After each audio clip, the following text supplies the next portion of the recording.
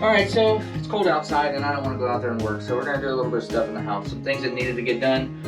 My wife would like to see a filter put on our watering barrel because the water that comes out of the well is hard water. So hard water usually starts turning orangish color when it sits a little bit, or as it's being filtered, you can see the orange come out.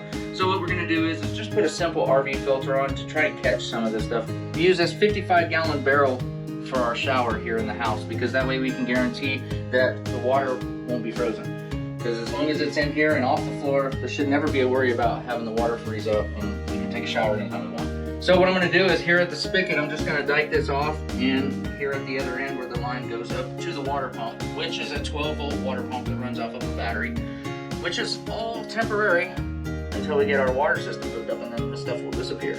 So we have our concrete board and all of our sealers that are on it. We just haven't found the colors of stone we would like to use in our shower to complete it. So at this time it's all prepped and ready to go, but we still have our water system to run. So for right now, this is the stuff we've been using, and it's been working pretty good and allowing us to get by with it just being this way.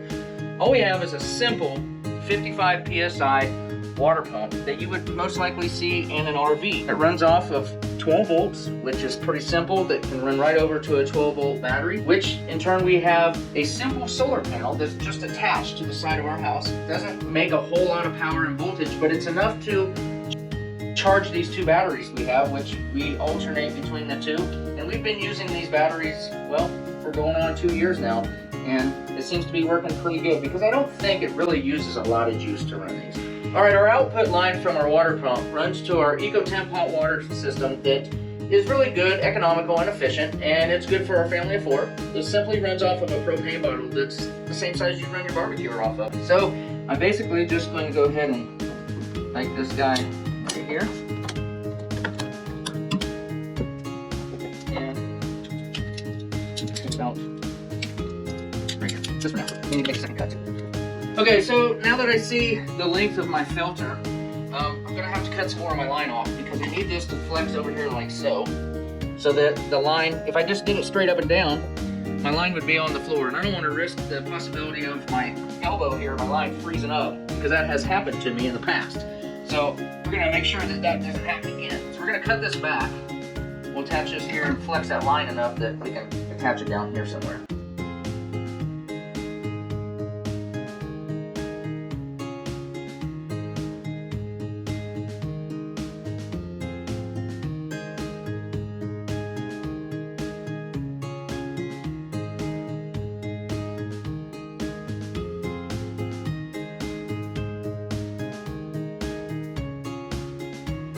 Okay, so my plan did not work. Putting the filter on the forward side of the pump is not going to work because it needs the pump in order to push the water through the filter. Gravity feeding water through this RV filter is not going to work. And I think the best thing is going to be to put it on the opposite side of the pump, on the outward side, on its way to the shower. So that's going to have to be another time. Right now, what I can show you is just exactly how much water is coming through our filter, gravity feeding. And the pump just isn't strong enough, right, to suck that. So right. We're hoping that the pump will be strong enough to actually push it through versus suck it through, right? It will suck some of it through, but it won't be a consistent water pressure. Therefore, the water will be hot and cold all the time, and you'll be miserable taking a shower. Okay. Yeah, definitely don't want that. I think I'd rather have orange hair. All right, we don't have the parts that we need to actually put this together the other way. So what we're gonna do is just put it back together so that it works. And when I go to town this week, I'll pick up the parts we need and we'll come back to doing this again at a later time. All right, so we're back from town and we ran into our parts store and got some fittings. And these fittings are going to adapt to our PEX system that goes to the hot water heater and connect to that filter so that we can connect it onto the output side of the water pump. That way we can see if we build pressure at the shower head.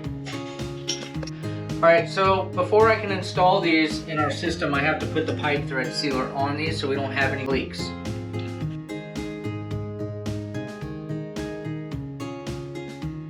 So now that we've got the fittings installed on the filter, we're gonna go ahead and try to install it right here in between these two studs so that I'm able to use some clamps to hold the line up so that it doesn't have a lot of weight on the water line. So the first thing we're going to do is go ahead and mark this line where we're going to cut it. And now we're going to go ahead and cut it.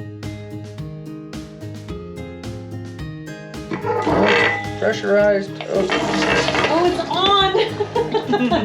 You need to unplug it. Okay, so the first thing you need to do before you do any project is disconnect the power, or you're gonna get wet because the pump tried to turn on to make up for the pressure that it was losing. Okay. You guys are freaking geniuses. Okay, so the first thing we have to do is make sure that the arrow on the filter is pointing the way it needs to leave. So it goes in this way and out that way. So we'll go ahead and connect it.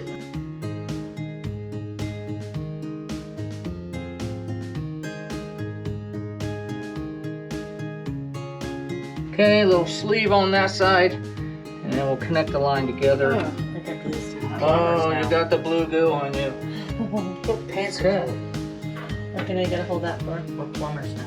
Or plumbers. I don't think so. I don't think we'll go that far. Okay, so my plan to use these clamps will not work. It'll work over Why is there. that? It'll work here.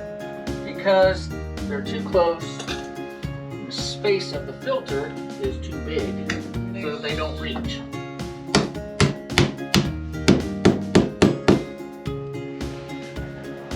I'm just gonna go ahead and put one over here. Scooter. Dad, you can put one in the wall here. Nail it, no, like this. Nail it to the wall and then run a zip tie around it. Right there. Drake's our troubleshooter. You got smarts? I got some smarts.